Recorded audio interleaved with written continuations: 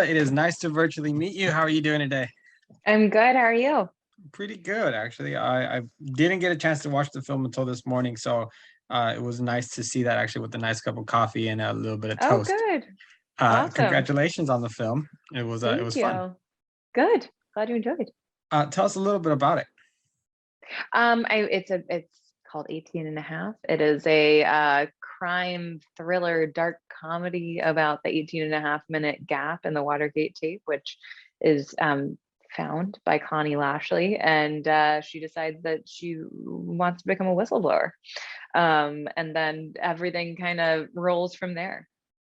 What do you think is so alluring and attractive about the Watergate scandal that every couple of years it seems like a director, a writer, they come together and they kind of take another jab at it, another spin as to the events on how they happened.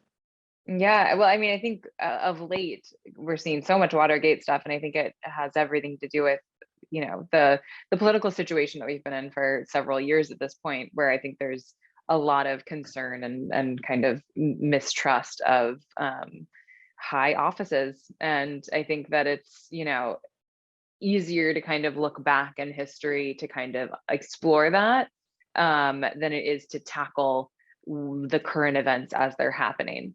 And so that's why I think we're seeing it. It's actually a really good point.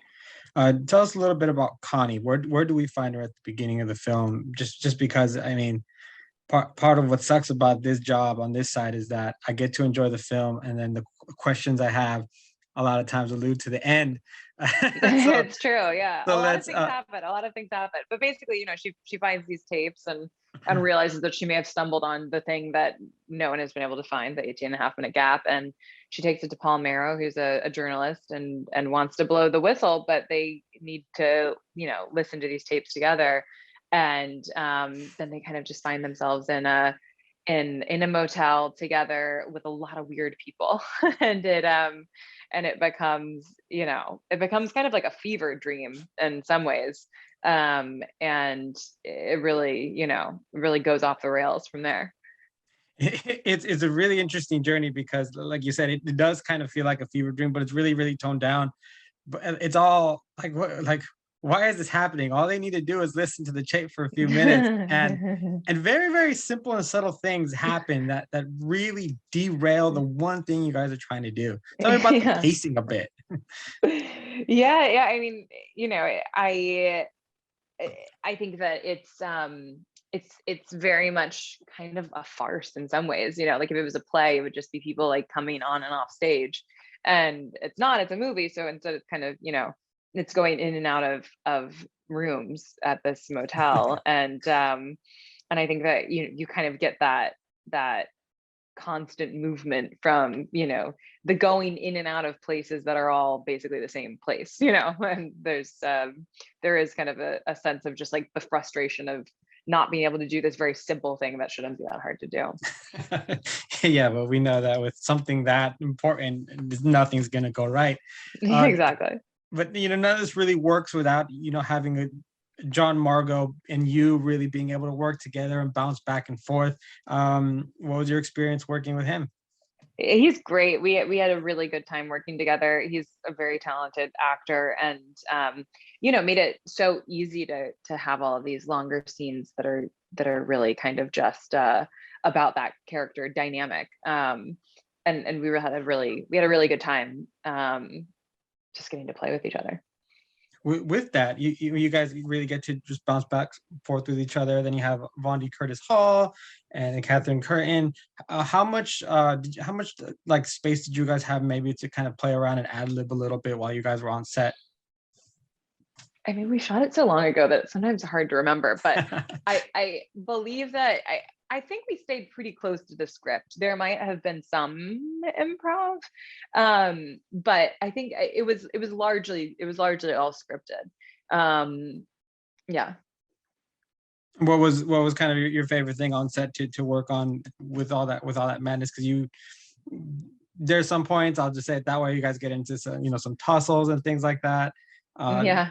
What was Yeah. I mean, I think my favorite stuff was probably I mean, I love the diner scene with John. It was one of the first scenes that we shot. It's one of the first scenes of the movie. That was such, I think it's such a fun setup. It's such a long scene. But I think it really kind of tells you so much about who those people are. And then I also, I loved the kind of just crazed ending, which was very fun to shoot. And fun to see come together too. Yeah, it really was. Yeah, speaking of that beginning scene, I love that part where he's trying to ask for the specials again, and you go on and just name everything again. Really, like you're saying, setting up your character. We get to know she's really knows her stuff. She remembers things very well, and it really sets a good foundation for the rest of the movie and kind of the things as they unravel. And both of you really changing in bits and ways. Yeah. Throughout. So what do you hope audiences take away from the film? I mean, I think that the film is kind of brilliantly just like open-ended, and I think that there's a lot of room for interpretation and a lot of room for people to kind of watch it in whatever way they want to watch it. Like we were saying earlier, I think that it's very easy to see this as some sort of allegory to the current events that we're living through. And if people want to read it in that way, they fully can, or they can just enjoy it as this sort of like madcap comedy. And I think that kind of open-endedness is great.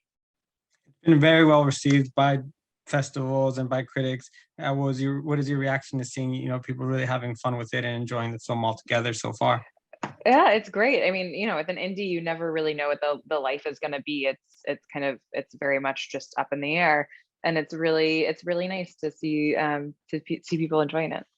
One final question I have. I'm very curious because it's shot in the style really kind of a little bit older looking, but obviously when you're shooting, you don't really get that same feeling. What is it like for you to be on set and see everything really how just the way it is every day, and then being able to sit in a theater or in a room and kind of see it now with the filters that Dan had meant for it? Yeah, well, I mean, it was interesting though, because we were staying at a hotel or motel rather that was all just fully from the 70s, and it is while obviously we didn't have filters on our eyeballs, it was we were like living at this place that really felt like out of a different time for those weeks that we were shooting. And so that it's fun to see it all come together on screen in the same way that it was fun to kind of just like be living in that world for a few weeks. Awesome. Well, thank you so much for your time. I appreciate being able to speak with you a few minutes about 18 and a half. Yeah, thank you.